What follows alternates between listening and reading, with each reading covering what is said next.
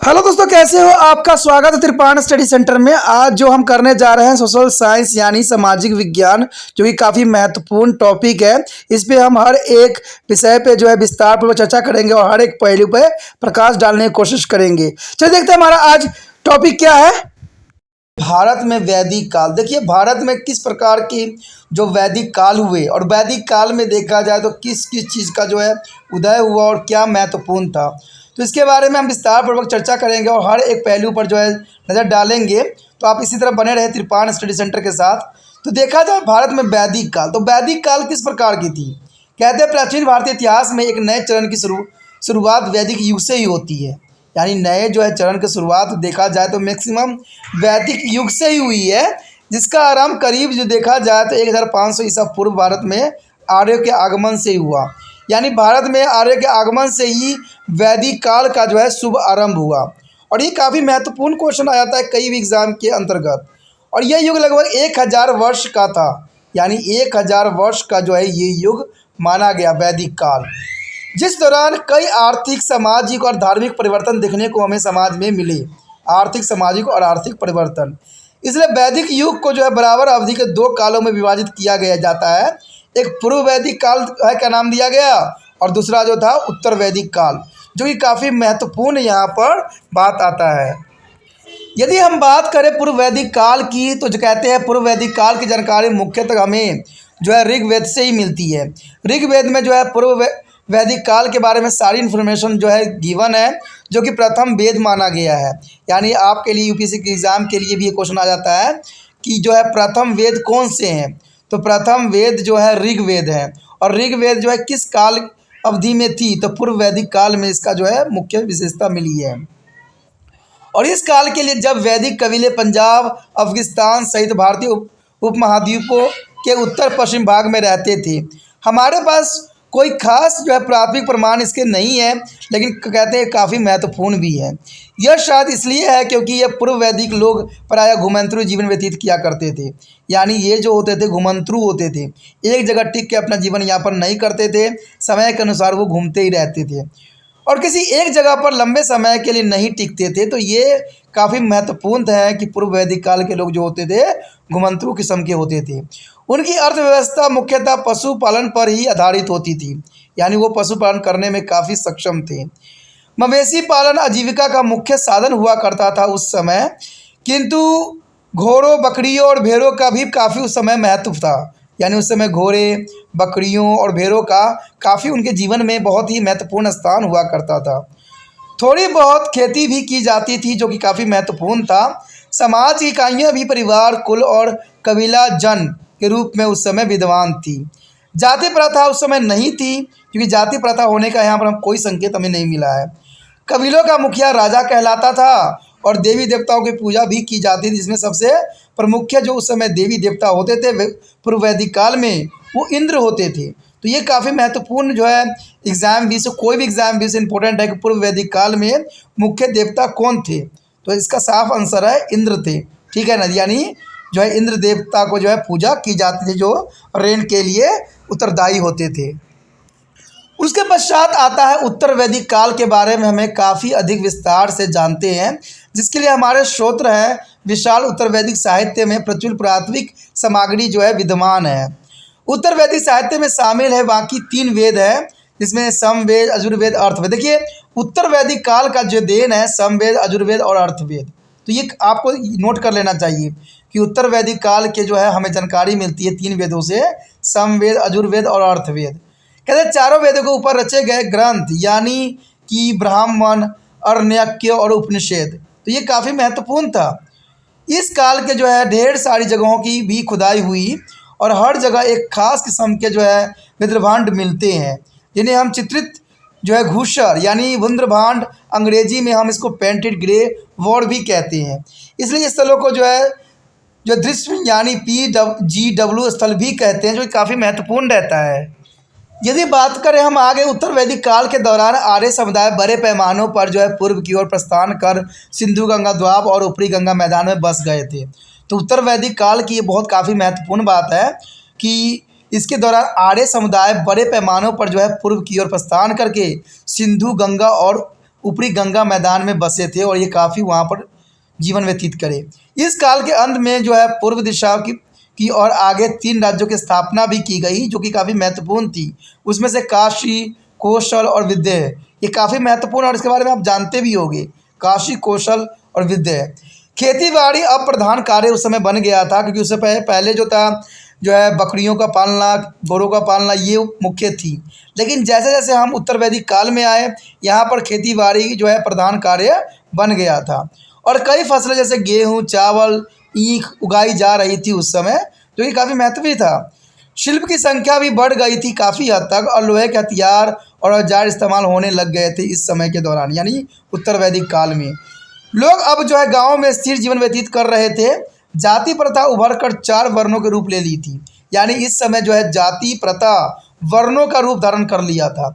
यानी इसमें जो थे सम्मिलित थे वर्णों में ब्राह्मण, क्षत्रिय, वैश्य और शूद्र। ये काफ़ी महत्वपूर्ण जाति इस समय जो है उभर के आई थी, यानी जाति प्रथा वर्णों के रूप में थी। राजा और उसके आदमियों की शक्ति बढ़ रही थी, क्योंकि राजा जो होता था और उसके आदमियों जो होते थे उनकी शक्ति दिन पर दिन बढ़ता ही जा रहा था और इसी अनुपात में जो है सभाओं का महत्व भी घट रहा था, यानी सभाओं का जो महत्व था घट रहा था।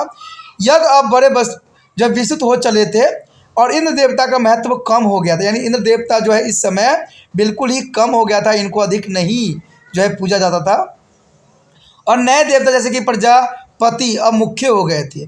आपको ये बहुत महत्वपूर्ण बात है कि अगर हम पूर्व वैदिक काल में देखें तो इंद्र को जो है महत्वपूर्ण देवता के रूप में पूजे जाते थे, लेकिन जैसे हम उत्तर वैदिक काल के दौरान हम आए तो यहाँ पर जो है प्रजापति को जो है यहाँ पर मुख्य देवता के रूप में जो है पूजा किया करते थे।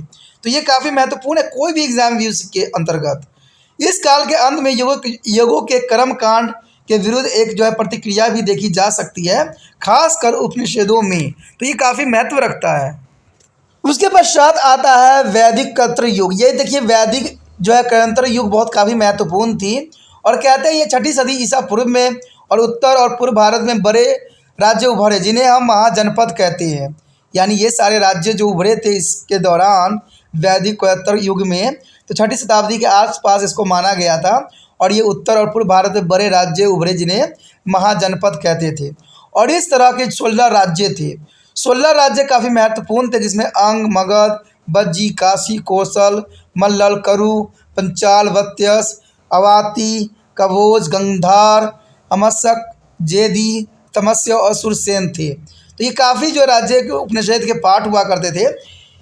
उनमें से जो है मगध, कौशल और अवंती सर्वाधिक शक्तिशाली राज्यों में से गिने जाते थे। कौन से? मगध, कौशल और अवंती सर्वाधिक शक्तिशाली थे। और कृषि के विस्तार और शहरीकरण की शुरुआत, व्यापार और उद्योग के विकास और क्षेत्रीय राजाओं के उद्भव से समाज में नई शक्तियों को जन्म दिया। कहते हैं ये काफ़ी महत्वपूर्ण था कि कृषि के विस्तार, शहरीकरण की शुरुआत और व्यापार, उद्योग के विकास और क्षेत्रीय राज्यों के उद्भव से समाज में नई शक्तियों को जन्म दिया। और इस तरह 6ठी शताब्दी में ईसा पूर्व सामाजिक धार्मिक रूपांतरण का भी एक दौर था। देखिए काफ़ी महत्वपूर्ण था कि सामाजिक धार्मिक रूपांतरण का भी एक दौर सा शुरू हो गया। लोगों ने कर्मकांडी ब्राह्मणवाद और वैदिक बलि प्रथाओं के खिलाफ अपना असंतोष इस समय काल में व्यक्त किए थे और अनेक जो है पथ उभर कर सामने आ गया, जिसमें जैन और बौद्ध प्रमुख थे। कहते जैन और बौद्ध ने बहुत काफ़ी महत्वपूर्ण अपना योगदान दिया इस समय काल के दौरान। तो चलिए देखते हैं पहला पॉइंट जो है बौद्ध धर्म के बारे में। और यहाँ पर हम बौद्ध धर्म के जो है खासकर जो है विस्तृत जानकारी ना कर हम संक्षिप्त जानकारी यहाँ पर इकट्ठा करेंगे। अगर आप इतना जानकारी इकट्ठा कर लेते हो तो आपको कोई भी एग्ज़ाम में जो है बौद्ध धर्म के बारे में लिखने में बहुत ही आसान और जो है बहुत ही सुलभ हो जाएगा। तो चलिए देखते हैं बौद्ध धर्म के बारे में हमारे पास क्या जानकारी उपलब्ध है।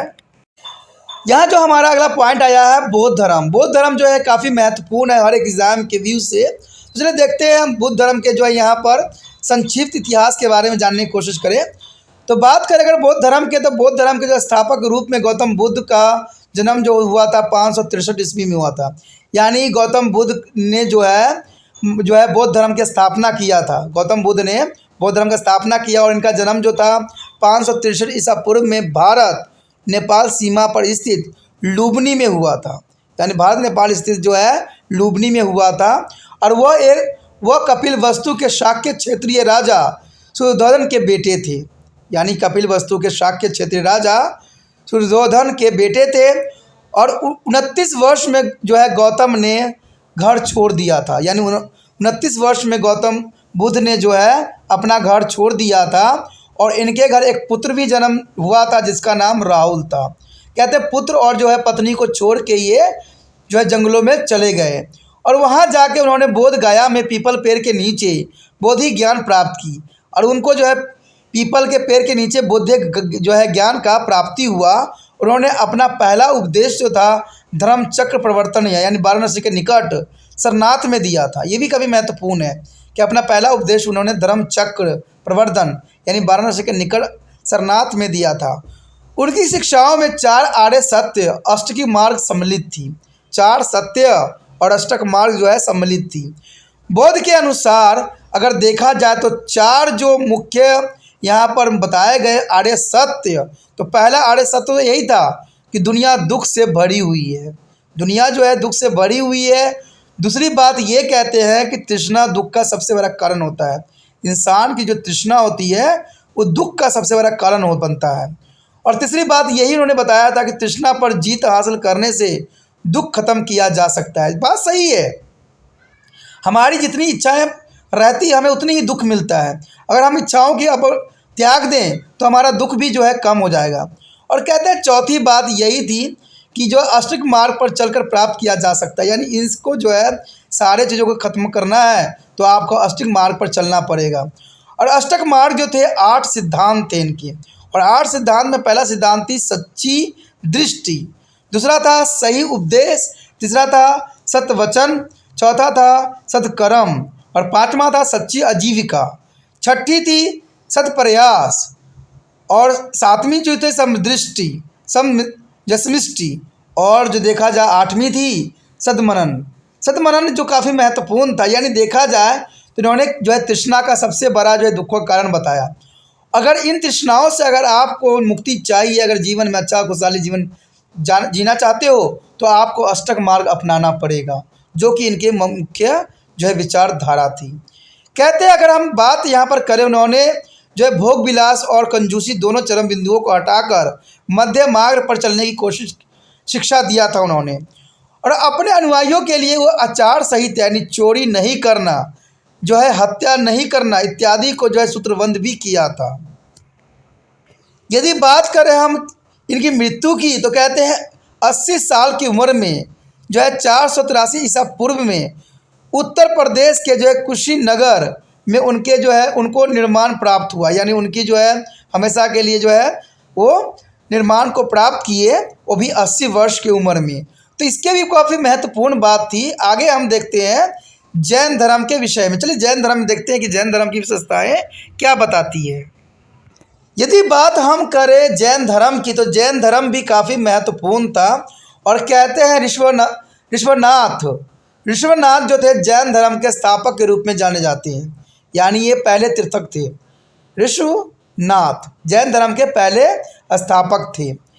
वर्धमान महावीर इस पंथ के जो है 24वें और जो है पार्श्वनाथ 23वें तीर्थक थे। देखिए जो वर्धमान महावीर थे 24वें तीर्थक थे। पहले जो थे ऋषभनाथ जैन धर्म के स्थापक थे और 23वें जो थे पार्श्वनाथ थे। तो ये कई बार जो है यूपीएससी एग्जाम में ये क्वेश्चन पूछ लिया जाता है कि जैन धर्म के स्थापक कौन थे। तो कई जो बच्चे हैं वर्धमान महावीर स्वामी को ही लगा देते हैं। उनको लगता है कि शायद इनके ही नाम से ये पढ़ा है इसलिए जो है ये यही होंगे। तो ये कई बार जो है गलतियों का कारण बना है। तो आपको पता होना चाहिए कि जो इसके स्थापक है ऋषभनाथ थे और जो है वर्धमान महावीर जो थे 24वें तीर्थक थे। ठीक है। महावीर का जन्म वैशाली बिहार के निकट कुंडा ग्राम में जो है 540 ईसा पूर्व में हुआ था। और इनके पिता जो है ज्ञानिक क्षत्रिय कुल के प्रमुख थे। ज्ञानिक जो थे क्षत्रिय कुल के प्रमुख थे। महावीर 30 साल की उम्र में जो है सन्यासी हो गए और उन्होंने 42 साल की ही उम्र में कैवल्य प्राप्त किया, यानी इनको 42 वर्ष की उम्र में जो है ज्ञान की प्राप्ति हुई। और उन्होंने जो है 30 साल तक उपदेश दिए और जो है 468 ईसा पूर्व में राजगिरी के निकट पावलपुर बिहार में उनको जो है निर्वाण प्राप्त हो गया। और उनके अनुयायी को जो है जैन कहलाए, उनके अनुयायी जो है जैन कहलाते हैं जो कि काफ़ी महत्वपूर्ण है। जैन धर्म में सर्वशक्तिमान ईश्वर का स्थान नहीं है। जैन धर्म ने कभी भी सर्वशक्तिमान ईश्वर को जो है कोई स्थान नहीं दिया और यह देवी देवताओं को महत्व देता है, लेकिन उन्हें जैन शिक्षाओं के नीचे का स्थान देता है। जैन मत का मुख्य उद्देश्य पार्थिव बंधनों से मुक्ति पाना होता है। बौद्ध धर्म की तरह यह कर्मकांड और वैदिक जो है ब्राह्मणवाद का विरोध करते हैं और यह जाति व्यवस्था का भी विरोध कई शब्दों में किए हैं। कहते हैं कर्म के सिद्धांत तथा पुण्य जन्म की स्वीकार करता है और इसके 5 मुख्य सिद्धांत थे। पहला सिद्धांत तो यही बताता है कि अहिंसा होना चाहिए, इंसानों को हिंसा नहीं करना चाहिए, अहिंसा के रास्ते पे चलना चाहिए, सच्चाई सदैव बोलना चाहिए, चोरी कदाचित नहीं करना चाहिए और जो है जुड़ाव नहीं रखना चाहिए और ब्रह्मचार्य का जो है पालन सदैव करना चाहिए। और इसके लिए जैन धर्म ने तीन रत्न बनाए थे। 3 रत्न जो थे समर्क दर्शन, समर्क ज्ञान और समर्क चरित्र साहित्य शामिल थे। तो ये काफ़ी महत्वपूर्ण थे जिसके विषय में हम यहाँ पर विस्तार पूर्वक चर्चा किए। चाहे उत्तर वैदिक काल हो या पूर्व वैदिक काल हो, चाहे जैन धर्म हो चाहे बौद्ध धर्म हो, हमने हर एक बात पे विस्तार पूर्वक और संक्षिप्त जानने की कोशिश किया और ये टॉपिक कई मानने में हर एक क्लास के बच्चों के लिए महत्वपूर्ण साबित होगा। अगर आपको ये वीडियो समझ में आया, अगर आप तिरपान स्टडी सेंटर का हेल्प करना चाहते हो तो जितना हो सके इस वीडियो को शेयर करना है और शेयर करने के लिए कुछ नहीं करना है, यूट्यूब से लिंक को कॉपी करना है और व्हाट्सएप स्टेटस पर लगा देना है। देखिए दोस्तों, जितना शेयर कीजिएगा उतना बनाने वाले का मनोबल बढ़ता है और आपके लिए अच्छा से अच्छा करने की कोशिश सदैव जारी रहेगा। पहली बार वीडियो देख रहे थे चैनल को सब्सक्राइब अवश्य कर लीजिए। चैनल को सब्सक्राइब नहीं कीजिएगा तो शायद आने वाला वीडियो का नोटिफिकेशन भी नहीं मिल पाएगा, क्योंकि आने वाला वीडियो बहुत ही महत्वपूर्ण रहेगा आपके एग्जाम व्यू से, क्योंकि इसमें क्वेश्चन आंसर का जो है विस्तार पर चर्चा की जाएगी। तो सोचिए नहीं, अभी सब्सक्राइब कीजिए, क्योंकि सब्सक्राइब कीजिएगा तभी जो है 8th क्लास से लेके जो है MA क्लास के बच्चों के तक की वीडियो यहाँ पर आपको नज़र आ सकेगा। ठीक है। कहते हैं अगर कोई शिकायत है, कुछ कहना चाहते हो, कुछ विचार रखना चाहते हो, कहते हैं कुछ बुरा ही कहना चाहते हो, तो इसमें कोई हर्ज नहीं है, आप कमेंट कर सकते हो। कमेंट करना सबका जो है अधिकार है और अच्छा बुरा बताना भी अधिकार है, तो कमेंट अवश्य कीजिए।